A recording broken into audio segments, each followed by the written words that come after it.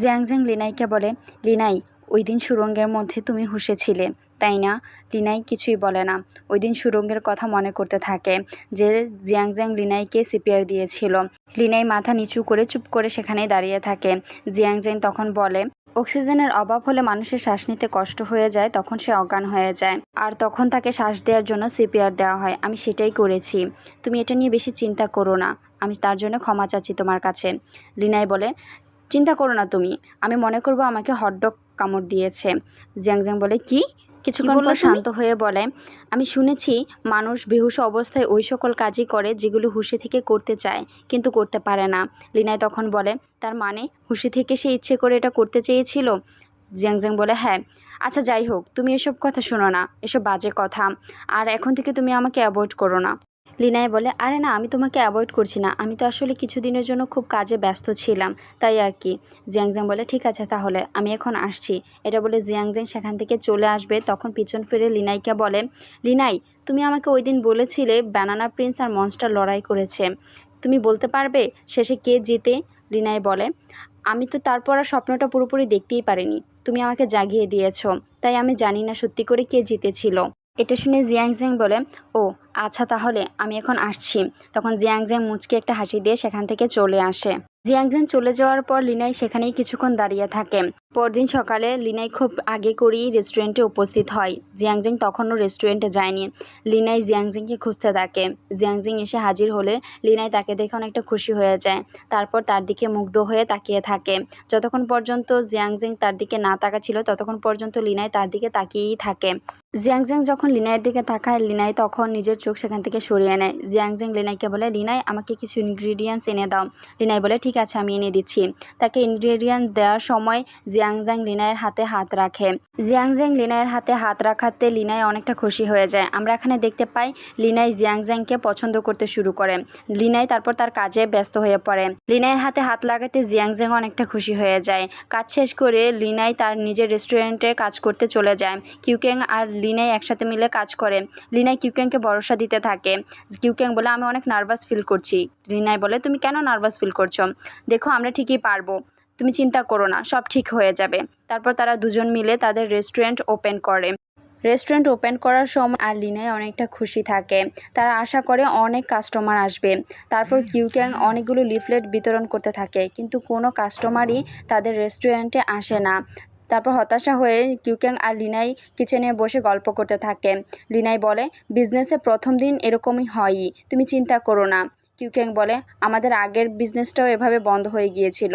তারপর চলে যাওয়ার সময় লিনাই কিউক্যাংকে বলে, ওয়ার্ক আওয়ার শেষ হয়ে গিয়েছে, এখন বাসায় যাও। আমি বাসায় যাচ্ছি, আর চিন্তা করো না, সব ঠিক হয়ে যাবে।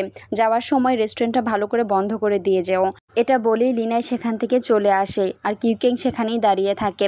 বাড়ি ফেরার পথে হাঁটতে হাঁটতে লিনাই চুচেং রেস্টুরেন্টের সামনে উপস্থিত হয়। সে সামনে গিয়ে 5 স্টার রিভিউ প্রাপ্ত প্লেটগুলো দেখতে থাকে। তখনই সেখানে জিয়াংজেং চলে আসে। জিয়াংজেং লিনাইকে বলে, লিনাই, এত রাতে তুমি এখানে কেন এসেছো?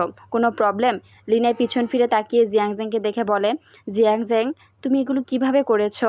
লিনাইয়ের কথা শুনে জিয়াংজেং থমকে যায়। তারপর বলে, নাইফ সিজিং করেই 5 স্টার রিভিউ অর্জন করেছি।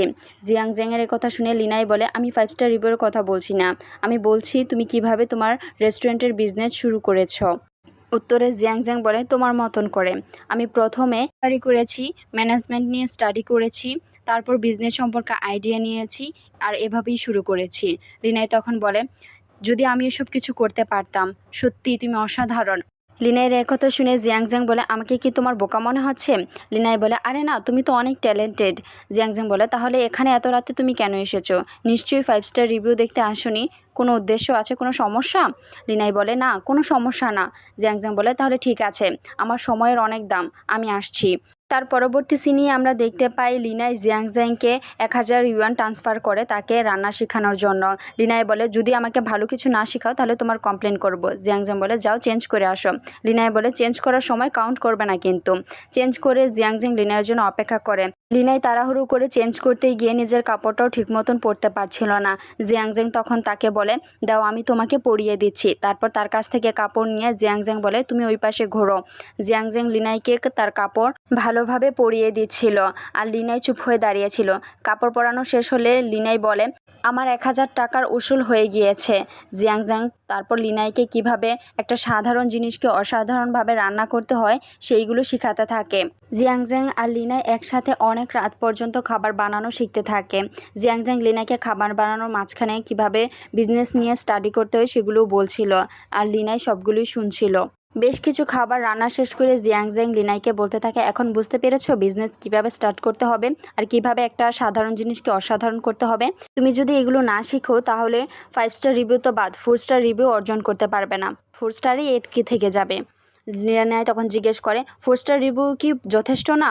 জিয়াংজ্যাং বলে, না, যদি পারো ইউনিক কোনো কিছু করো, আর তা না হলে করার প্রয়োজন নেই। তোমাকে ওয়েস্টার্ন আর চাইনিজ দুটো একসাথে মিক্স করে ইউনিক কিছু তৈরি করতে হবে, আর তা না হলে করা বন্ধ করে দাও। আমাদের চুচিং রেস্টুরেন্ট যারা অফিস ওয়ার্কার লাঞ্চ করার সময় পায় না, যারা বৃদ্ধ অনলাইন চালানোর ব্যবস্থা বোঝে না, যারা স্টুডেন্ট নিজেদের খরচই ঠিক মতন চালাতে পারে না, তাদের মতন কাস্টমারের প্রয়োজন মনে করে না, তাদেরকেই প্রয়োজন করে যারা ফ্রি টাইম থাকে আর প্রচণ্ড পরিমাণে টাকা থাকে।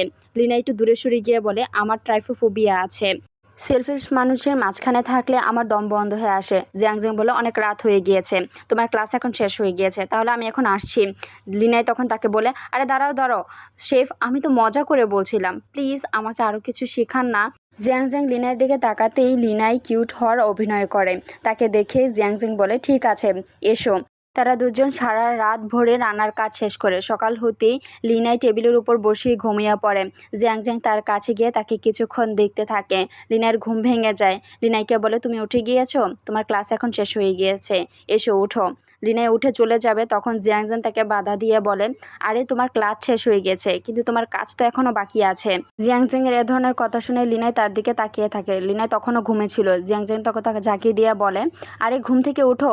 লিনাইয়ের ঘুম ভেঙে যায়। জিয়াংজ্যাং লিনাইকে নিয়ে ক্যাম্পেইনের জন্য বের হয়। জিয়াংজ্যাং কোথায় যাচ্ছে লিনাইটা জানায় না। লিনাই জিজ্ঞেস করে, তুমি কি আমার কোনো কথায় রাগ করেছো? জিয়াংজ্যাংয়ে তার দিকে তাকিয়ে বলে, তুমি চিন্তা করো না, তোমাকে বিক্রি করব না। লিনাই জিজ্ঞেস করে, তাহলে আমরা কোথায় যাচ্ছি? জিয়াংজ্যাং বলে, তুমি গেলেই দেখতে পারবে। লিনাই জিজ্ঞেস করে, আমরা তাহলে কখন ফিরবো? জিয়াংজ্যাং বলে, ও তোমাকে বলতে ভুলে গিয়েছি, আমরা আজ রাতে ফিরবাম। তুমি মিস ওয়াংকে ফোন করে বলে দাও তোমার বাবাকে যেন আজ রাতে উনি দেখে রাখে। একথা শুনে লিনাই বলে, ফিরবো না মানে কি? জিয়াংজ্যাং বলে, কেন, কি হয়েছে? তোমার কি কোনো ইম্পর্টেন্ট কাজ আছে? লিনাই কিছুই বলে না, চুপ করে বসে থাকে। পর লিনাই SMS করে কিউক্যাংকে বলে, সে আজ আসতে পারবে না, তাকে একাই রেস্টুরেন্ট সামলাতে হবে। কিউক্যাং SMS পড়ছিল, তখনই সে জুই চলে আসে। জুই এসে কিউক্যাংকে বলে, আজ আমি ফ্রি আছি, চলো আমরা দুজন মিলে কোথাও ঘুরতে যাই। কিউক্যাং তার এই কথা শুনে খুশি হয়ে বলে, ঠিক আছে চলো। তারপর বাইকে উঠে তখনই নেমে বলে, আজ আমার কিছু আর্জেন্ট কাজ আছে, আমি আগে যেতে পারবো না, সত্যি বলছি, অন্য কোনো দিন যাব। কিউক্যাংয়ের এ ধরনের কথা শুনে জুইয়ের অনেক রাগ উঠে যায়। তারপর সে সেখান থেকে রাগ করে চলে আসে।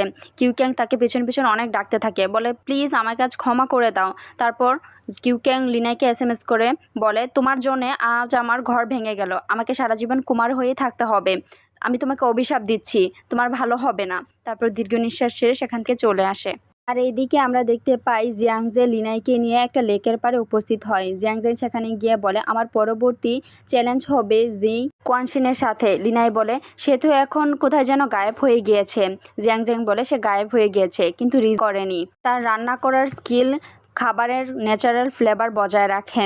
লিনাই জিজ্ঞেস করে, ও তার মানে তুমি এই জন্য এখানে এসেছো ক্যাম্পেইন করতে? জিয়াংজেং বলে, তুমি কি তোমার ওভারটাইমে টাকা চাও নাকি? লিনাই বলে, ঠিক আছে।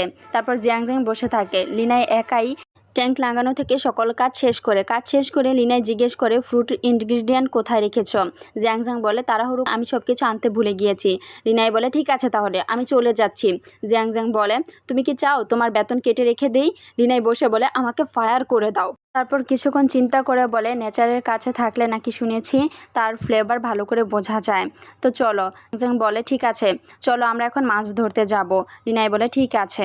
লিনাই আর জিয়াংজেং একসাথে মাছ ধরতে যায়। জিয়াংজেংকে লিনাই ইনস্ট্রাকশন দিচ্ছিল কিভাবে মাছ মারতে হয়। লিনাইয়ের ইনস্ট্রাকশন শুনিয়েও জিয়াংজেং কোনো মাছই ধরতে পারছিল না। জিয়াংজেং তখন বিরক্ত হয়ে বলে, লিনাই তুমি এখন চুপ থাকবে? লিনা হাসতে হাসতে বলে, ঠিক আছে আমি তাহলে চলে যাচ্ছি। জিয়াংজান কি যেন পড়েছে সেটার বান করে। লিনাই নিচে নেমে বলে, দেখি তোমার কি হয়েছে। জিয়াংজান তখন তাকে বলে, আমার কিছুই হয়নি। তারপর তারা কিছুক্ষণ দুষ্টামি করে। দুষ্টুমি থামিয়ে দিয়ে লিনাই বলে, আমি মাশরুম খুঁজতে যাচ্ছি। জিয়াংজান সেখানে দাঁড়িয়ে থাকে। লিনাইকে বলে, সাবধানে যেও। লিনাই চলে গেলে জিয়াংজান গাড়ি থেকে গিয়ে মাছ ধরার ছিপ নিয়ে চলে আসে। তারপর মাছ ধরে রান্না করতে থাকে। রান্না করতে করতে রাত হয়ে যায়। লিনাই চলে আসে। লিনাই এসে বলে, অবশেষে তুমি মাছ ধরতেই পেরেছো, কিন্তু মাছ দেখে তো মনে হচ্ছে না এগুলো নিশানা দিয়ে ধরা হচ্ছে। লিনাইয়ের কথা শুনে জিয়াংজিং চুপ করে বসে থাকে। সে কোনো কথাই বলে না। তারপর ট্যাঙ্ক দেখিয়ে লিনাই জিজ্ঞেস করলে, ওইটা কার ট্যাঙ্ক? জিয়াংজাং বলে, ওইটাতে আজ তুমি থাকবে আর আমি গাড়িতে থাকবো। লিনাই অনেক প্রশ্ন জিজ্ঞেস করছিল। জিয়াংজাং রান্না করতে পারছিল না। জিয়াংজাং বলে, লিনাই তুমি কিছুক্ষণের জন্য চুপ থাকবে। লিনাই তখন আর কিছুই বলে না। চুপ করে বসে বসে জিয়াংজাংয়ের রান্না করা দেখছিল। রান্না করা শেষ হয়ে গেলে জিয়াংজাং আর লিনাই বসে খাবার টেস্ট করছিল। লিনাই বলে, এখন বুঝতে পারছি তুমি কেন এখানে এসে ক্যাম্পেইন করতে চেয়েছ। কারণ কোনো ধরনের মশলা ছাড়াই মাছের ন্যাচারাল ফ্লেভারে রান্না করা, সেটা গুণাগুণ বজায় রাখা, সেটা শেখার জন্য, তাই না? তারা দুজন কথা বলছিল, তখন হুট করে বৃষ্টি শুরু হয়ে যায়। প্রচণ্ড বৃষ্টির কারণে লিনাই যেই ট্যাঙ্কটায় থাকবে সেটা ভেঙে যায়। লিনাই তখন বলে, আরে এটা তো ভেঙে গেল, আমি এখন কি ঘুমাবো? জিয়াংজাং বলে, ঠিক আছে, তাহলে তুমি আমার সাথে গাড়িতে ঘুমিয়ে পড়ো। আমি জানালা বন্ধ করে দেব, তাহলে তুমি আর ভয় পাবে না। লিনাই বলে, ঠিক আছে, আমি তাহলে দেখে আসছি। লিনাই চলে যায় গাড়ি চেক করতে। এইদিকে আমরা জিয়াংজাংকে দেখতে পাই, সে আগে থেকেই জানতো আজ রাতে অনেক বৃষ্টি হবে, তাই সে প্ল্যান করেই একটা মাত্র ট্রেন নিয়ে এসেছে। বাকি ট্রেনটা অনেক খারাপ ছিল। জিয়াংজাং এটা ইচ্ছে করেই করেছে। লিনাই চলে আসলে জিজ্ঞেস করে, তুমি আজ গাড়ি ভরতে ভুলে গিয়েছো? জিয়াংজাং বলে, তাড়া করে এসেছি তো, তাই আমার মনে ছিল না। তুমি এখানে বসো। লিনাই বসলে লিনাইকে চাদর দিয়ে মুড়িয়ে বলে, তোমার ঠান্ডা লেগে যাবে। আজ সরি, আমার জন্যই তোমাকে কষ্ট করতে হচ্ছে। তুমি কাজ করো, তুমি ট্রেনটেই ঘুমিয়ে পড়ো, আমি বরঞ্চ গাড়িতে ঘুমিয়ে পড়বো। জিয়াংজাং গাড়িতে ঘুমানোর জন্য সেখানে যাওয়ার জন্য হয়। লিনাই তখন তাকে বাধা দিয়ে বলে, আর কোনো প্রয়োজন নেই, তার চেয়ে বরঞ্চ আমরা দুজনেই ট্রেনটে ঘুমিয়ে পড়ি। তারপর আমতা আমতা করে বলে, আমি চাই না তুমি আমার জন্য আবার অসুস্থ হয়ে যাও। জিয়াংজাং চুপ করে লিনাইয়ের দিকে তাকিয়ে থাকে। তারপর আস্তে আস্তে বলে, ঠিক আছে। জিয়াংজাং আর লিনাই তখন একই ট্রেনে ঘুমিয়ে পড়ে, কিন্তু তাদের দুজনের কারোরই ঘুম আসছিল না। দুজনেই সজাগ ছিল। লিনাই তার ফোন খুঁজে বের করে সেটাতে টাইম দেখতে থাকে। অন্যদিকে আমরা দেখতে পাই জিয়াংজাং তার ছোটবেলার বাবার সাথে কাটানো সময়ের কথা মনে করছিল। সে দেখতে পায় তার জন্য একটা স্পেশাল সারপ্রাইজ প্ল্যান করছিল। তখন তার বাবা তাকে বলে, জিয়াংজাং তুমি যদি কখনো তোমার পছন্দের মানুষে যাও, তাহলে ধৈর্য ধরে তার মন জয় করে নিও, কারণ ধৈর্য ধরে কোনো সম্পর্ক করলে সেটা অনেক দিন টিকে। জিয়াংজাং তখন নিজেকে তাকিয়ে সময় দেখতে থাকে। রাত যখন বায়, লিনাই তখন তার দিকে ফিরে বলে, জিয়াংজাং। জিয়াংজাং তার দিকে তাকিয়ে অনেকটা অবাক হয়ে যায়। আর এখানেই আমার অ্যাপের 11 পর্ব শেষ হয়ে যায়। ধন্যবাদ।